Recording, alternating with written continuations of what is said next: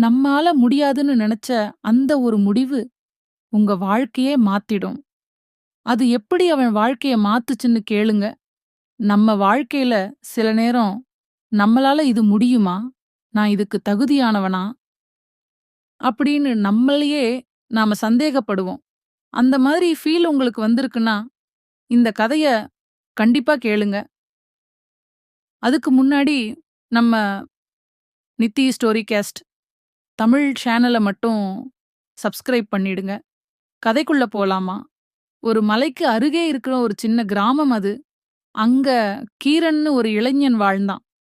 அவன் வேல காட்டுக்குள்ள போய் மூலிகைகள் எடுத்து வந்து மருத்துவர்களுக்கு குடுப்பது. அவன் நல்ல மனசுக்காரன். வேலைக்கும் சோம்பேறி இல்ல. ஆனா, அவனுக்கு ஒரு பெரிய குறை இருந்துச்சு. அவன் ரொம்ப ரொம்ப பயந்த மனுஷன். இருட்டா இருந்தாலும் பயம், சத்தம் கேட்டாலும் பயம், யாராவது ஏதாவது செய்ய சொன்னாலும் பயம். அதனால அவன் எப்பவும் பெரிய விஷயங்கள்ல முன்னாடி வரமாட்டான். நம்மால முடியாதுன்னு பின்தங்கிடுவான்.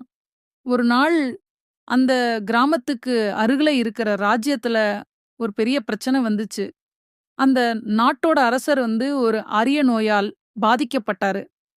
அந்த நோய்க்கு ஒரு மருந்து இருந்தது. ஆனா, அந்த மருந்து செய்ய ஒரு ரொம்ப அரிய மூலிகை தேவை.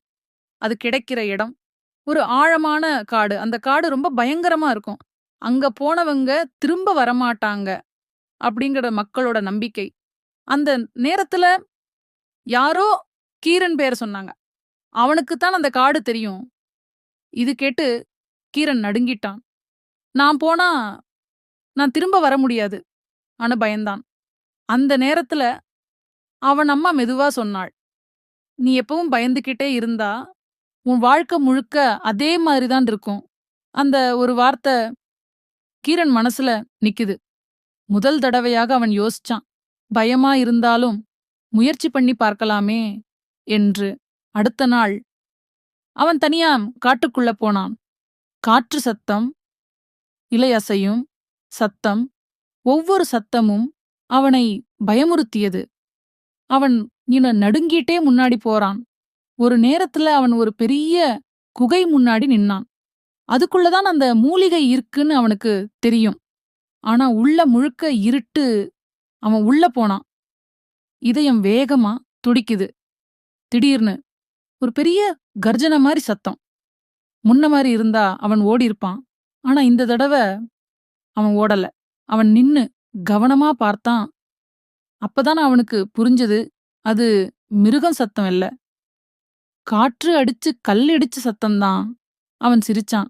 இத்தனை நேரம் நான் பயந்தது உண்மையே இல்ல. அவன் தைரியமா உள்ள போய் அந்த மூலிகையை எடுத்தான். அவன் பாதுகாப்பா திரும்பி வந்தான். அந்த மூலிகையால அரசர் குணமடைந்தார். அனைவரும் கீரன பாராட்டினாங்க. ஆனா கீரனுக்கு முக்கியமா இருந்தது வேற ஒன்று. அவன் புரிஞ்சுக்கிட்டான். பயம் இருக்கலாம். ஆனா அது எல்லாம் நம்ம மனசு உருவாக்குறது தான். நம்ம நேர்ல போய் பார்த்தா அதுல பெருசா எதுவும் இருக்காது என்றான். உங்களுக்கும் பயம்னு ஒண்ணு வந்தா பயத்தால நிக்காதீங்க. ஒரு அடிக்கு முன்னாடி வையுங்கள். அப்புறம் தைரியம் தானாக வரும். மீண்டும் இதே போல அடுத்த கதையில் சந்திப்போம்.